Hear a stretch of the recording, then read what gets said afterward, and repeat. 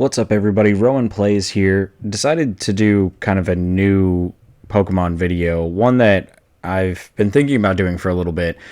Since I really did my gym leader challenge with Sabrina and used Mr. Mime for the first time, I was thinking to myself, what other Pokemon haven't I used? And I kind of lost my passion a little bit for Pokemon.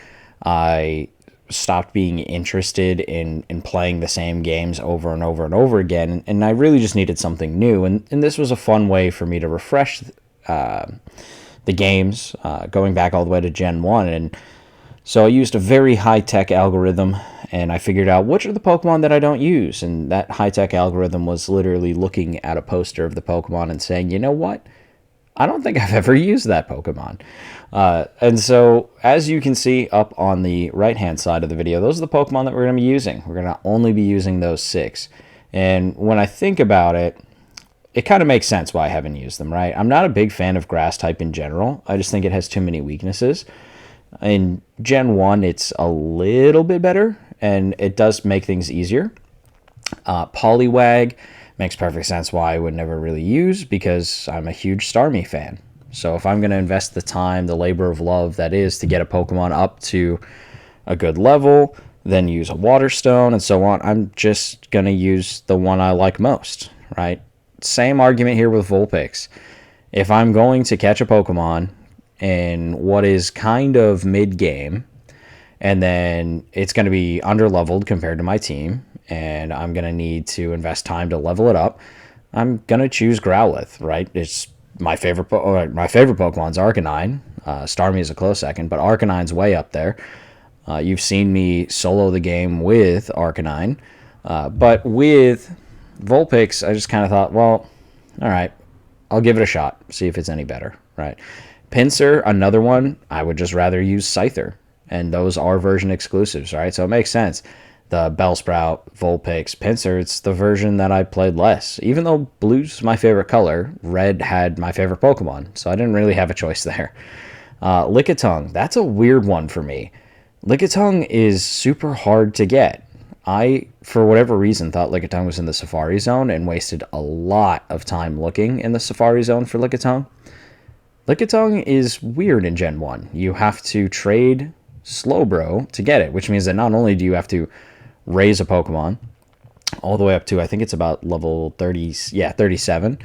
So you have to raise a Slowpoke up to 37, which takes a ton of time, and then you have to trade that Pokemon for a Lickitung, which is honestly just kind of mid, right? Lickitung doesn't do anything better than a Kangaskhan or a Tauros, which I'd much rather use, frankly.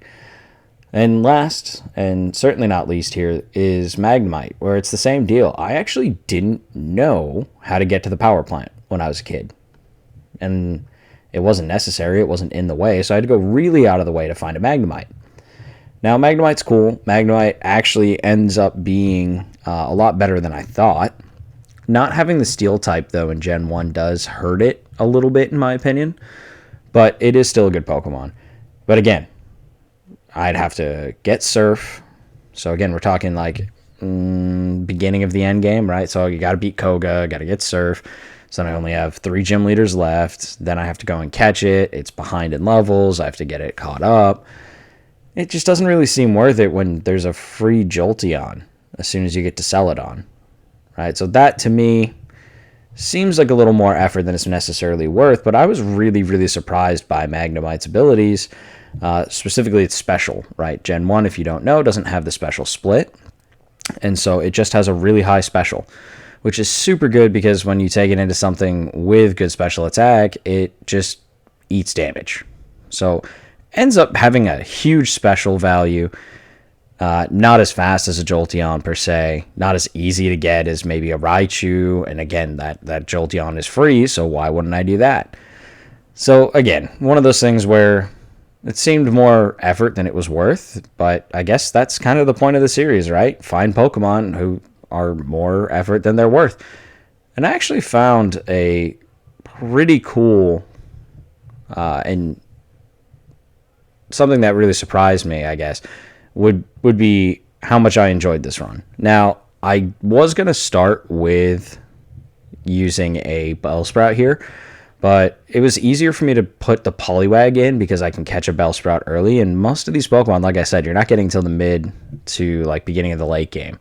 So for me, that was really the focus here, is try and have fun, use Pokemon I've never used before. And I barely made it through my rival battle. So hopefully you enjoy this and you get to see how much fun it can be using Pokemon you've never used before. Honestly, the hardest part of this run was the beginning rival battles.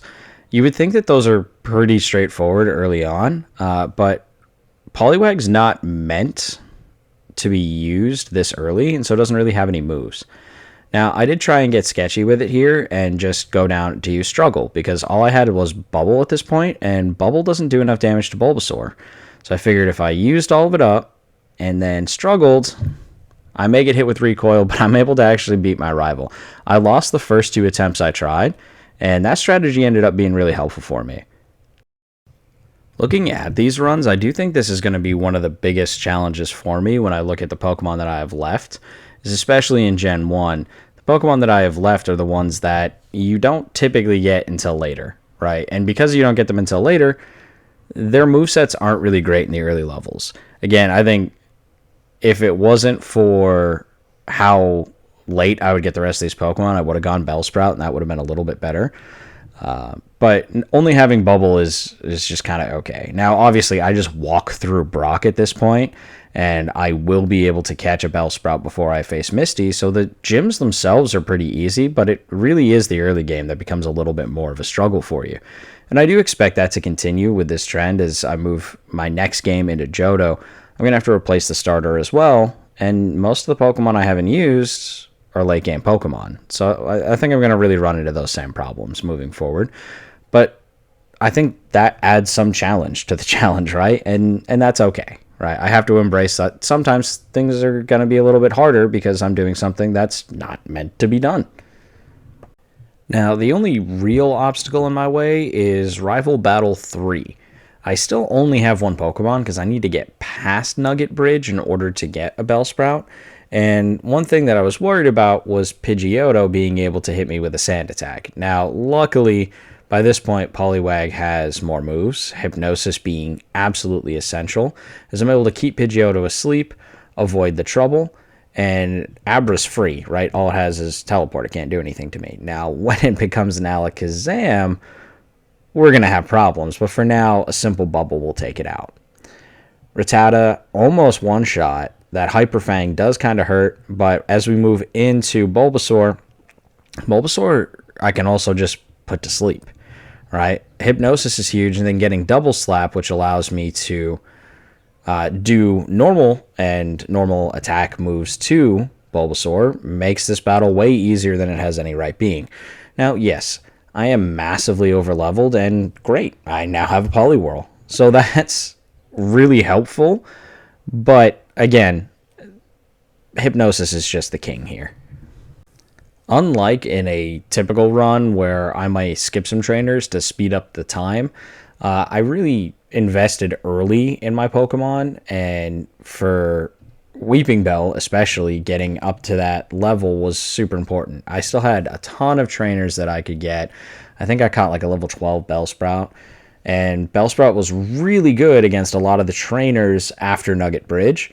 And so that plus wild Pokemon allowed me to get up to level 24 and make this fight easy.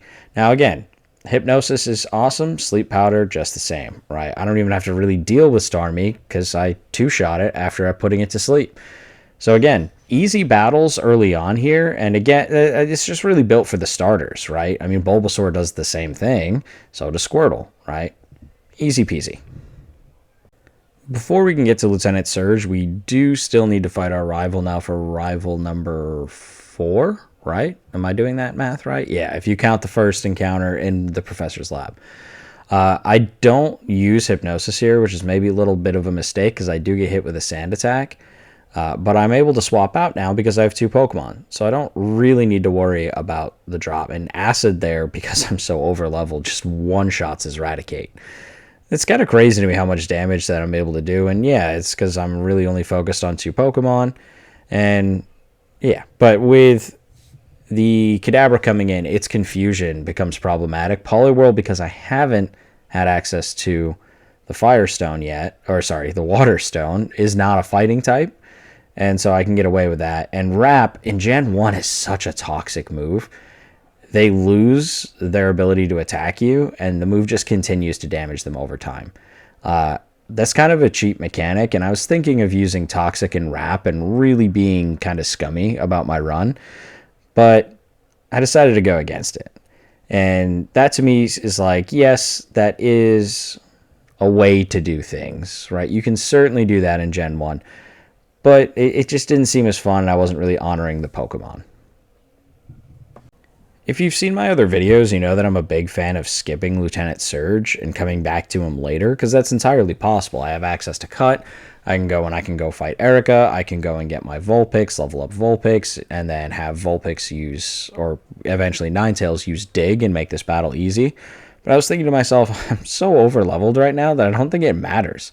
Weeping Bell with Cut is able to one-shot his Pikachu, and electric moves don't really do a lot of damage to grass types. So again, pretty easy battle that took me very little effort, something I thought was going to be a little bit more challenging. And maybe this was because I undervalued Bellsprout and Poliwag. And, you know, that's a mistake on my part. And again, normally I wouldn't have access to the Poliwag, but now I'm thinking maybe I haven't been so kind to Bellsprout as I could have in the past. The gap between badges 3 and 4 was one of the longest gaps in the game because, again, I had to catch a Vulpix, I had to save up enough money to buy a Pinsir from the game corner because Lord knows I am not playing those Poké slots. Then I have to get Ninetales up to level 30, or sorry, Vulpix up to level 35 in order to get Flamethrower before I use the Firestone, which allows me to just sweep through Erica with no problems whatsoever. But part of the reason that Vulpix irritates me is Vulpix just isn't a good base Pokemon. Now, I will say Ninetales is a lot better than I thought.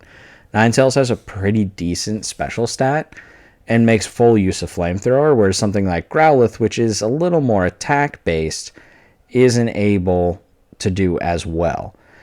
So, Vulpix, yes, frustrating, but Ninetales, pretty worth it.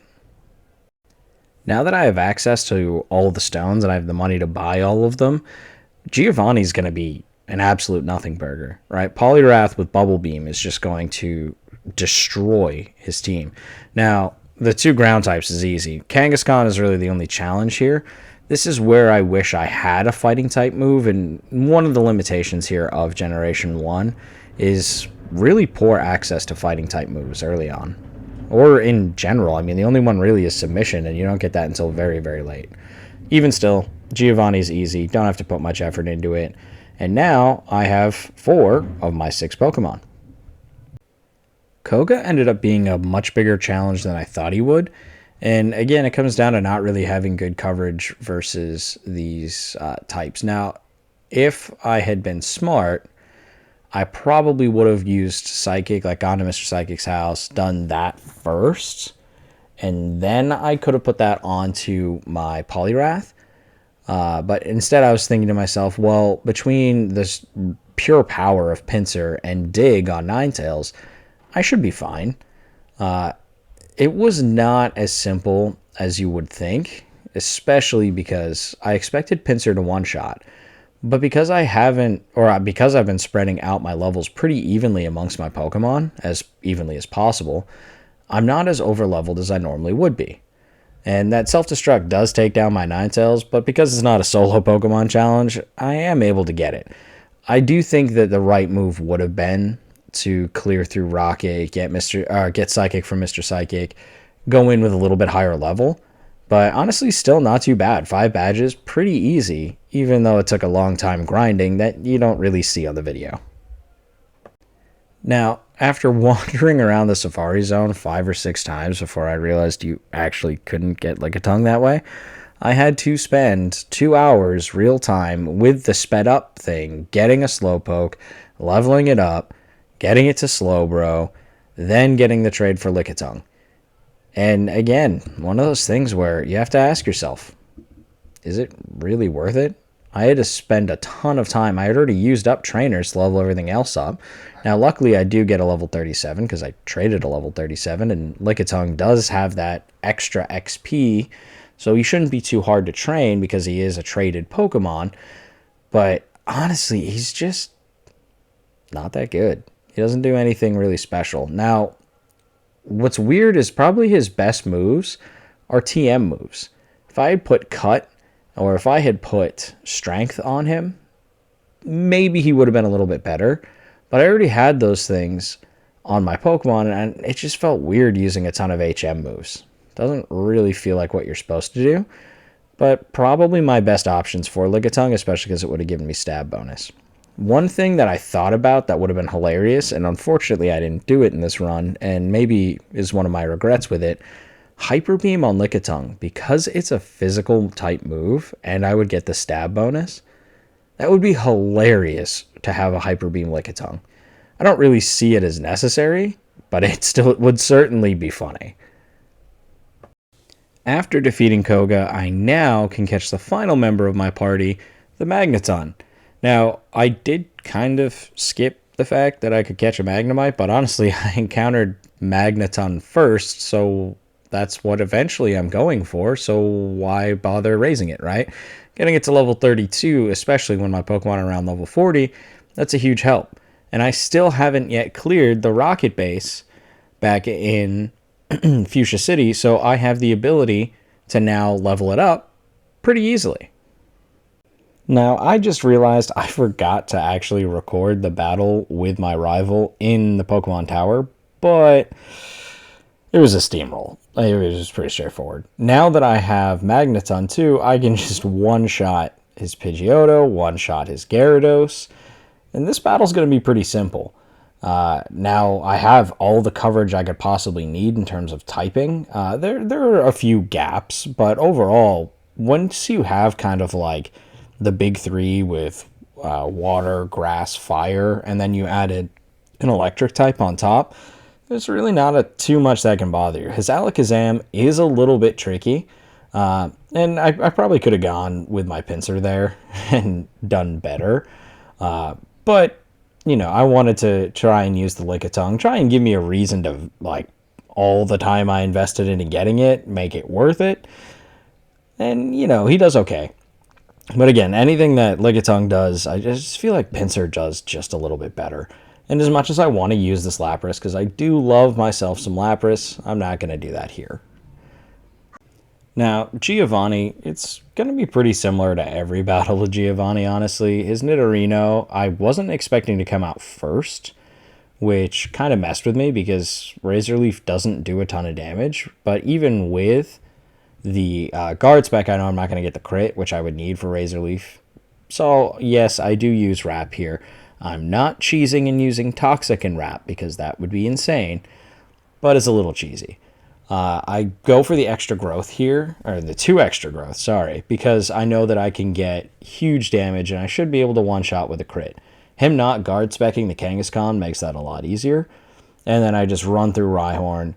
And Nidoqueen, this is one where I probably should have switched Pokemon into my water type.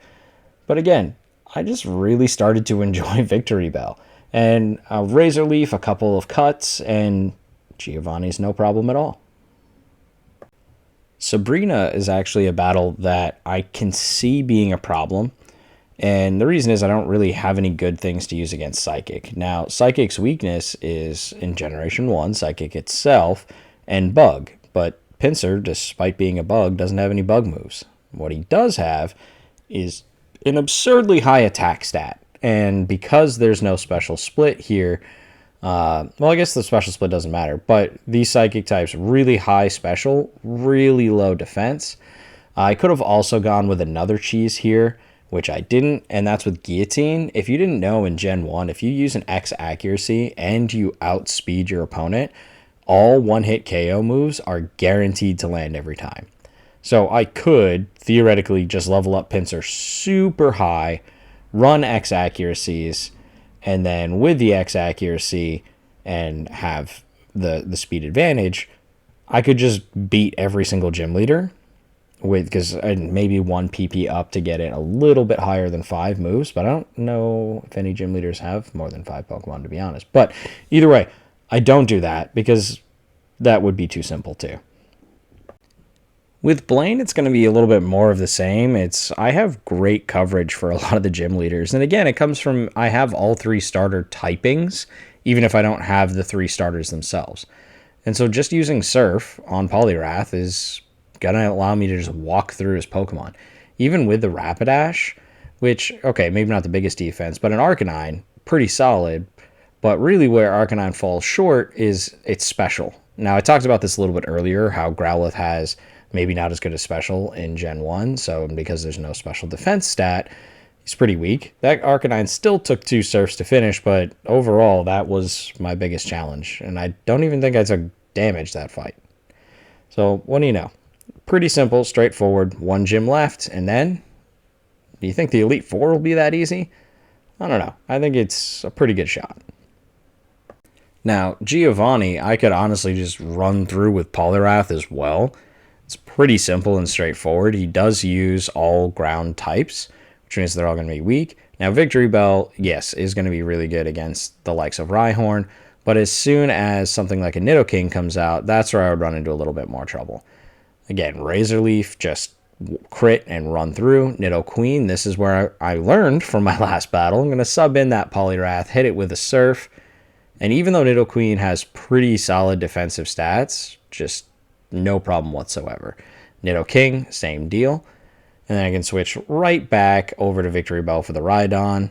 And hopefully, even though I'm 5 levels low, yeah, 1 shot. Obviously, the crit helps, but that's just kind of a...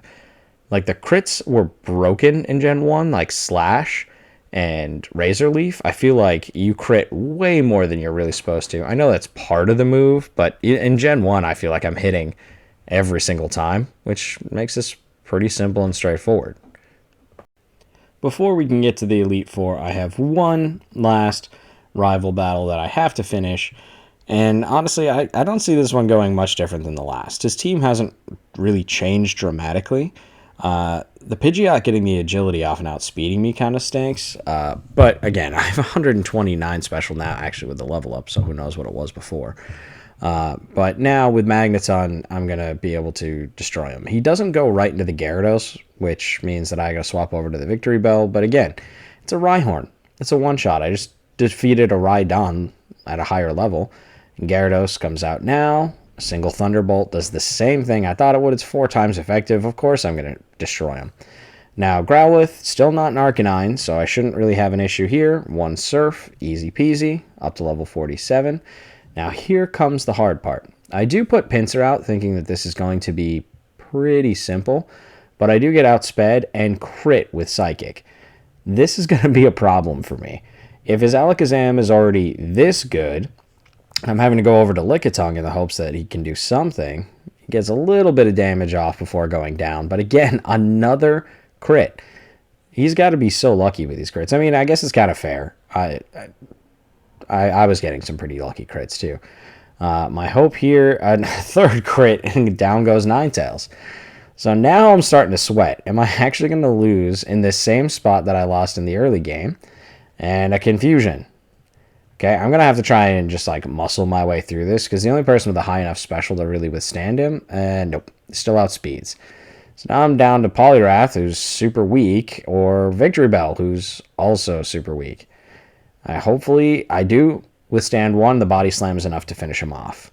So now I've got just the Venusaur left, but I don't have my trump card with my Ninetales. So I'm going to have to kind of rely on a little bit of cheese. Now, for whatever reason, he keeps going with Poison Powder, and I think the reasoning behind this is because Victory Bell's primary... the primary typing is grass, and poison is super effective against grass. And so I think I got a little bit of help there. But because I'm also poison type, his poison powder doesn't do anything to me. I did make it through Victory Road pretty much unscathed. I did run into a couple of problems with, I think it was either like poison, paralysis, or sleep. It was some sort of status change. So I was getting a little bit low, and so I didn't train as much as I normally would. So I'm actually going in for the first time into a battle under leveled. But I'm not too worried about this because I have a Magneton with massive special attack that really shouldn't run into any problems. I mean, so far I've one-shot 3 straight Pokemon. Now, I do think that that crit may have been what helped me defeat Slowbro. I do have to switch here to the Ninetales because Jinx is an actual ice type, psychic and ice, and so Ninetales is able to defeat. But look, my Ninetales is only level 44. It's not like I'm crazy overpowered. I go into every single one of these fights down levels, and maybe this is just proof that these Pokemon are better than I gave them credit for. Now, Magneton gets up to level 50. It does take me 2 Thunderbolts to take out the Lapras, but overall, pretty straightforward and simple. I am going to heal up before my next battle, and of course, I'm not going to go into this with no items or anything like that. I do use items in battle as well, so it's... Some people say, well, that's not really a real challenge. You should do this with no items. Whatever, man. It just is what it is. The next battle, I go in thinking to myself, oh, he's fighting type. But then I remember he's got those Onyxes, and I'm pretty sure he leads with the Onyx. If you've watched one of my videos before, you know that Bruno tends to be harder for me than I give him credit for. And I think it's because everyone just disrespects him. And one shot with the Onyx. But here's where I kind of regret not putting Psychic onto my Poliwrath. I was thinking to myself, well, Pinsir is really good against fighting types because fighting isn't super effective. But Counter ended up doing a ton of damage because for whatever reason, I think it ignores damage type. And like it's a fighting type move, but it's not really. And so my Pinsir goes down early. Now, this could spell danger for me. I don't really have stuff that's equipped for fighting types. Now, I put in Lickitung because maybe this is just... I don't like Lickitung. No, what really happened is I forgot to switch to Poliwrath, which is what I meant to do. I just went a little too quickly. I go for the Hypnosis here, put the Hitmonlee asleep, and luckily he missed that attack, otherwise he would have KO'd my Lickitung. It's just not able to stand up to fighting types. Onyx again, go back into Victory Bell. Should be a one-shot. Again, getting that crit, because that is absolutely broken. And another crit. Seismic Toss won't do enough. Ooh, I thought that would like wipe out the Machamp, but I guess not. Must have low rolled. But 3 Razor Leafs, and I'm able to get my way through. I got really lucky that I didn't mess up with that Lickitung.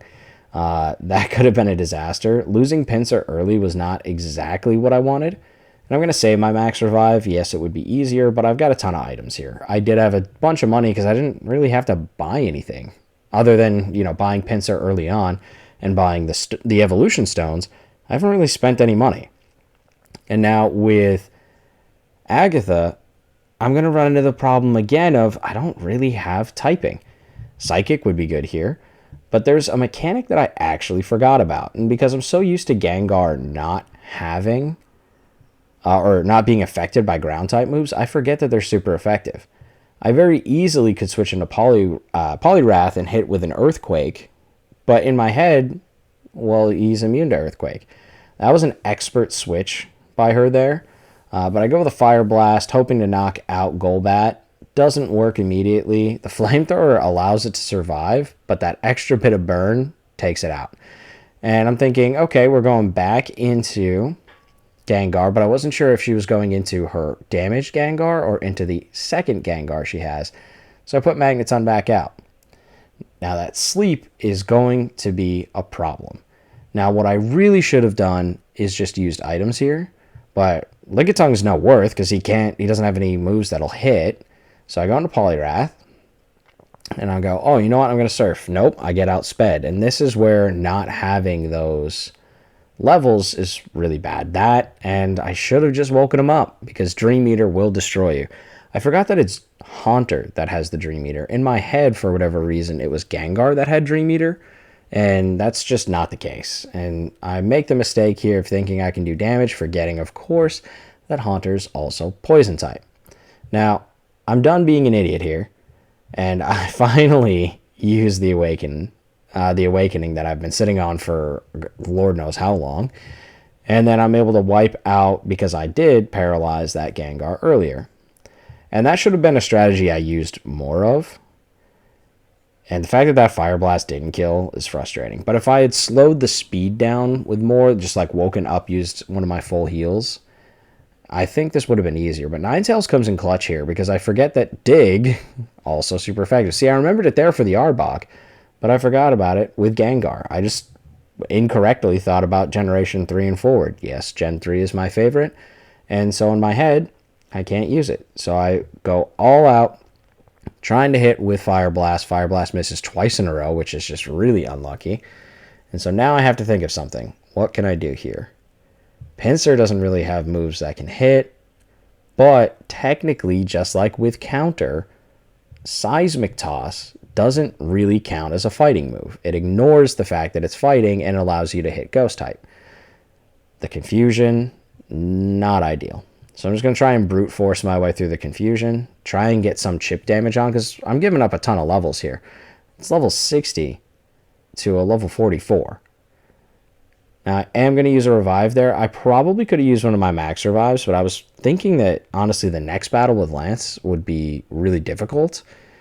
And I was thinking, well, maybe save it for the champion, because that Alakazam has already destroyed me multiple times.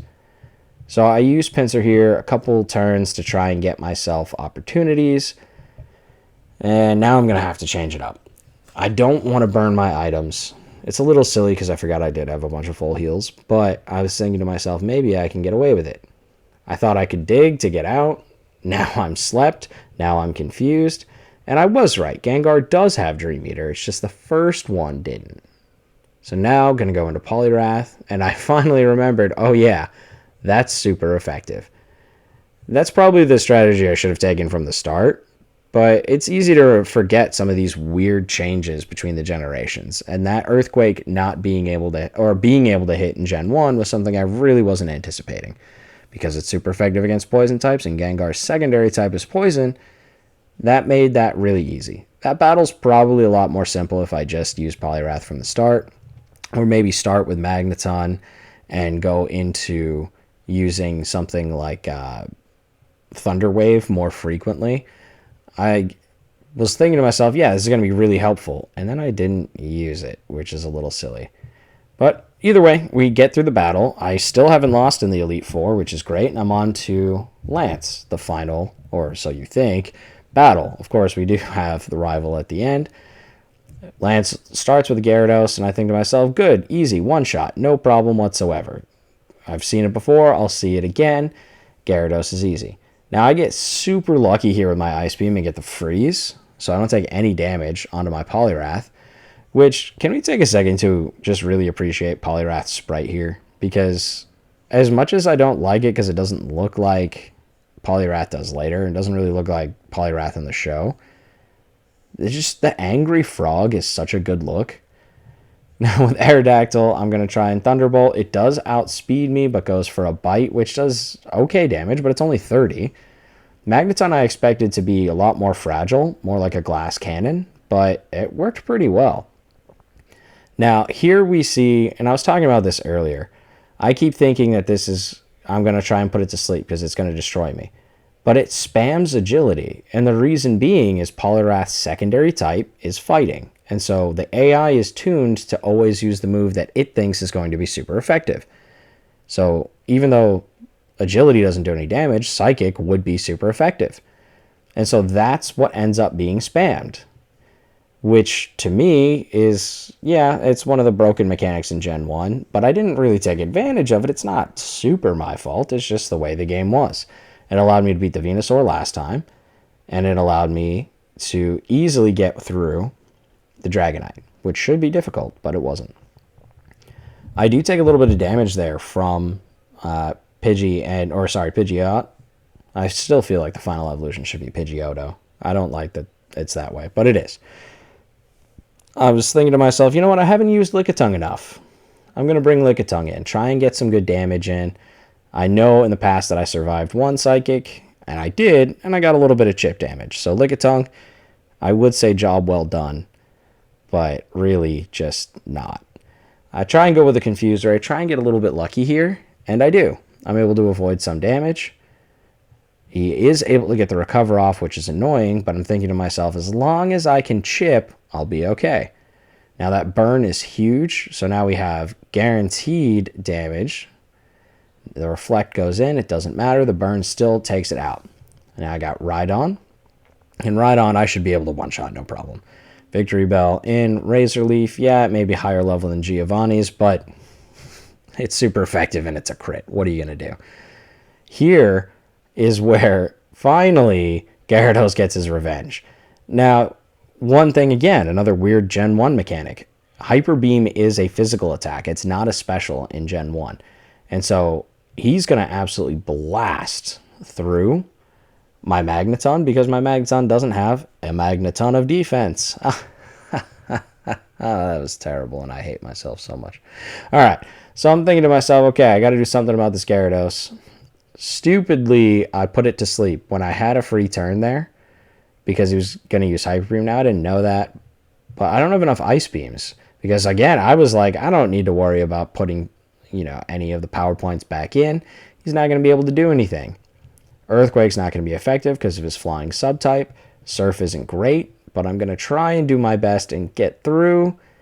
And I missed on a Surf. That's a Gen 1 miss. If you don't know what I'm talking about, again, another weird Gen 1 mechanic is sometimes moves with 100 accuracy just randomly miss. So if you've ever been in your rival battle at the very beginning of the game and lost because of a random missed tackle, or won because of a random missed tackle, that'll do it. I don't have Poliwrath here for Arcanine, so I'm going to rely on Dig with Ninetales, and even though I'm giving up almost 20 levels to the Arcanine, I'm still able to win. And this is really why we have the Ninetales here. Hit it with that Flame Blast. I'm not going to play games this time, even though I know Venusaur does not have Dream Eater. I am going to wake it up. Solar Beam isn't very effective, and the Flamethrower to finish out. Overall, not a terrible run.